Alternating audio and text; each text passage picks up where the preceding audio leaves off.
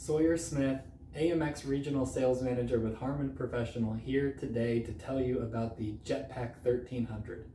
This incredibly affordable kit provides switching, transport, and control solutions in a three-piece kit that will transform any small to medium meeting space into a fully automated, managed, and highly functional meeting environment. All of that right out of the box with very low configuration, simple to set up, super easy. I'm going to show you some of that today as much as I can in about the next 10 minutes. So what I've done is right out of the box, I mounted the keypad here and the wall plate. I have the receiver underneath. These are daisy chained. One wire from the keypad to the wall plate to this receiver. This receiver also has a network cable going to my home router because we're going to use my home router, we're going to use a web browser to configure the box. And it also has an HDMI cable going to the display you see behind you playing this movie. I also have an IR emitter cable because we're going to use that in today's demonstration. And I'm playing a Blu-ray player via DVD to HDMI input 2, which is what we see on the display. So just like in so many meeting spaces, right? Imagine this. This is the computer or the source that already exists in the room, but I'm going to walk in. I want to present with my laptop. I've got my laptop. I've got my HDMI cable. I'm going to go ahead and plug that right in here to this beautiful white wall plate. These are a metal finish, nice and durable. They feel great. They'll look good for years. And I'm presented here with my laptop, which has already got Google Chrome launched, and it's gone to the IP address of this receiver here on my local network. So right out of the box, slide over to your web browser and log in as the user here with password all underscore. Now I'm presented here in the web browser with basically the same controls that I get on the keypad, and they will mirror each other. So again, no custom code, right out of the box, this is how it works. Here on the keypad, I've got HDMI 1. I also see HDMI 1 on the web browser. I'm going to use my keypad to change back to my Blu-ray player, and you'll see that obviously we've made the change. You can't see the web console and that it's taken place down there and it shows we're on HDMI 2, but it does. We'll use this to come back here. And then I'll interface here with the web console. A cool thing here is we can control the volume. This Jetpack receiver has a 2-channel 25-watt low impedance amplifier built right in. Take that display speaker, point it in the wrong direction, really low fidelity, and replace it with some really great point source speakers from JBL. When I press mute on the keypad here, we lose our volume, and you can see it says audio mute on the web console. I come over to the web console here with my mouse, I say unmute, we get our volume back. If I want to turn up the volume here on the web console, I can do that, and you see the volume spike here on the LED on the keypad. How cool is that? Works right out of the box. Now we can take that a step further when we log in as the administrator. Now don't be scared. This is the same password as before, lowercase, P-A-S-S-W-O-R-D. Now that we log in as the administrator, we can configure pretty much all the parameters that are available to us. Everything from fine-tuning our video, dialing in how we want the audio to be reinforced via the amplifier. We have a chance to plug in a microphone. How do we want that to be mixed together? We have a control, right?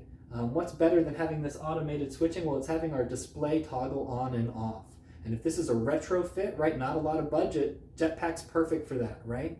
And so you don't want to have to update the display. You know you have an IR remote control in the room, and that works great. You want to use it with your Jetpack? I'm going to show you how.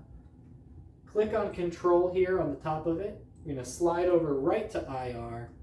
You see here, we can see power on display, power off display. Both of those have a learn and a save. What I think I'm going to do is turn the display off first, which I'm just going to do right now. Of course, you can't see, but down here, looking at my laptop, I'm going to click on the Learn button under Power on Display.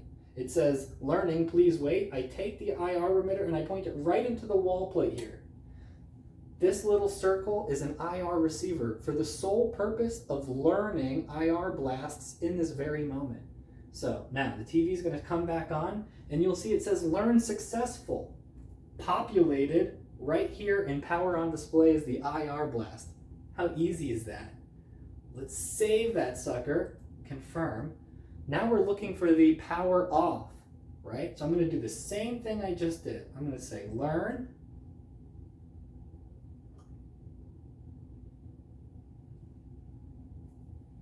Give it just a second here. I think it's saving this blast here behind the scenes. Let's try learn. Here we go, learning to turn it off.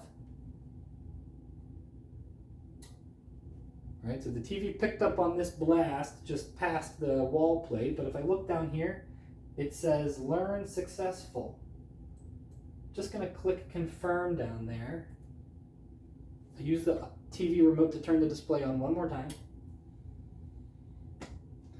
Now I've got this IR emitter that came included in the box. So we don't have to go search one down. We don't have to find one that's gonna fit, make sure it's wired appropriately. It came right in the box. I've wired it into the only port on the back of the receiver it could possibly go into. So again, foolproof here, super easy. We see we've got my power off. I'm gonna save that also. Now, when it comes to testing these, proximity I've learned is everything. So I'm gonna hold this close to the display. We're going to stay here on IR, and right at the top I have a power on and power off. I'm going to use my mouse in the web console to toggle the off, and let's get this TV to turn off.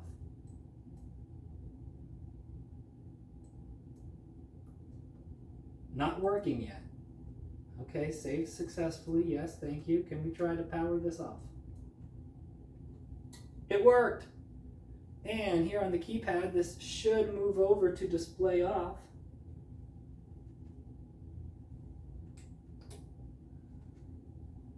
It didn't. The system takes a moment, I think, to get caught up here, but we're getting close. Power on my keypad, toggled the IR blast here on my thing, and we turn the TV back on. That's so easy. That is so cool.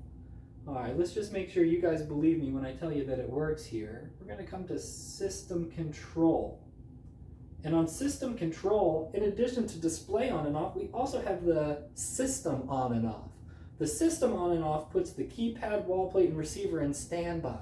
So all this kind of turns off, all these lights go away, things look like you can't do anything, and because I've mapped that IR blast, we're going to be able to turn the display off with this IR cable. So, system off right at the top. I'm going to hold this up close, make sure we got it.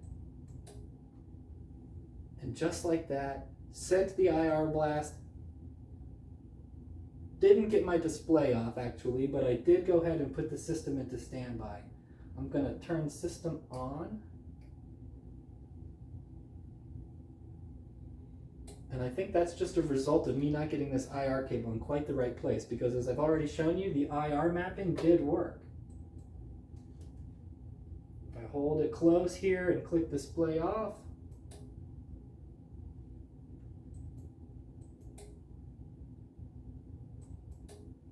there we go. That's a placement issue. That's not a machine issue. So I have display off again. I got it to turn off with the web console. Let's turn it back on here with the keypad. And that works. Before I run out of time for this short video, I want to show you how you could set up a schedule. You should think of a schedule as a particular state you'd like the solution to be at a particular point in time.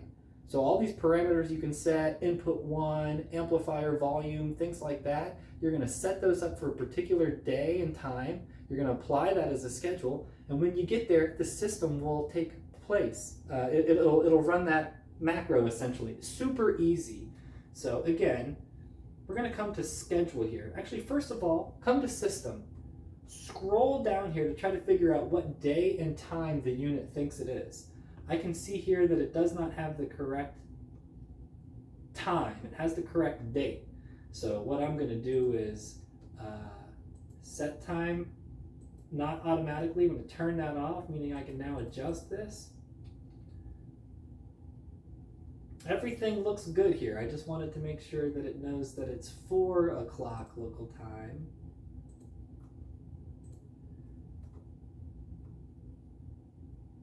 Yep, and so now it's representing my local time here. So I just changed the time, super easy, 4:33 p.m. on a Tuesday here. So now what I'm going to do is jump up here to schedule. What I want the system to do is turn itself off and hopefully kick this display off. What time do we want it to do that?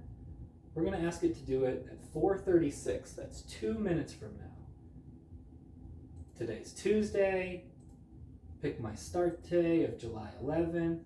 No end date. Action name again is maybe something like test off.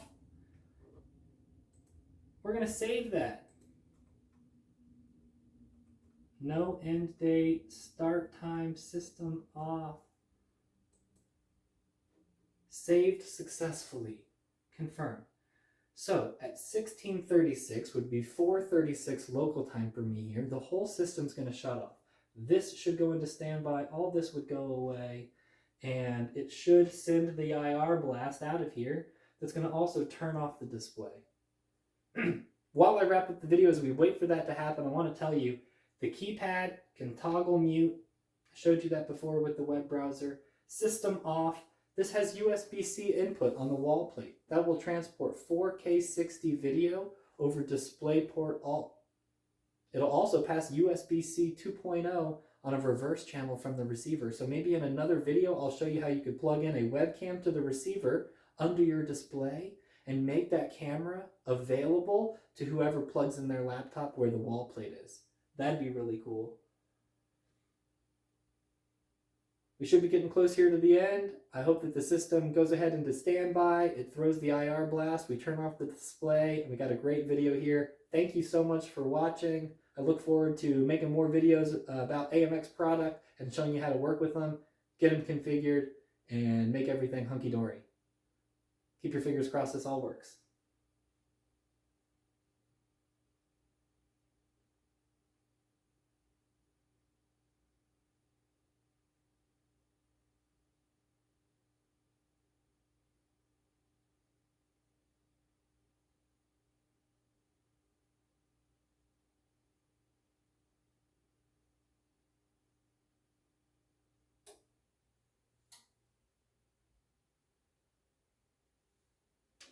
Sweet.